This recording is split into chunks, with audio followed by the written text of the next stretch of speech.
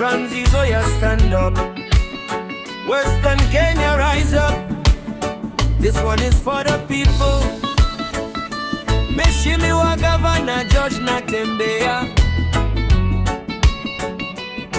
mchapakazi komando, alikuja kimya kimya, hakukuja na makelele. Akaingia kazini moja kwa moja, si hadithi za mdomoni. Barabara, hospitali, shule na haki. Wananchi wanasema huyu ni kiongozi wa vitendo kweli. Kutoka mjini hadi mashambani, jasho lake linaonekana wazi.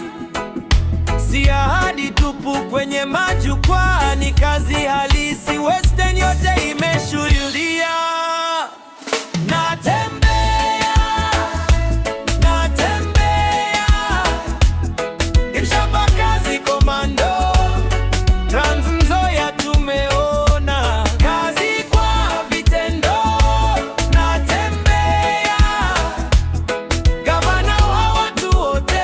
Western Kenya inasema huyu ni kiongozi wa kweli dai.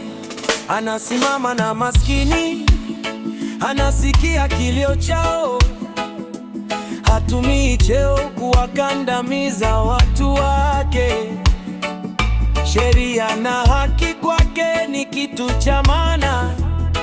Ndiyo maana wananchi wanampa heshima, vijana wanapata tumaini, wamama wanapata sauti. Uongozi wake ni nuru. Trans Nzoia mbele, hakuna kurudi nyuma tena. Natembeya, Natembeya, mchapakazi komando, kazi naongea yenyewe, hakuna porojo. Natembeya, gavana wa mabadiliko, Western yote inakubali huyu ni mtu wa vitendo gani. Ni nani anafanya kazi? Ni nani anasimama na watu? Kaunti inasonga mbele kwa nani?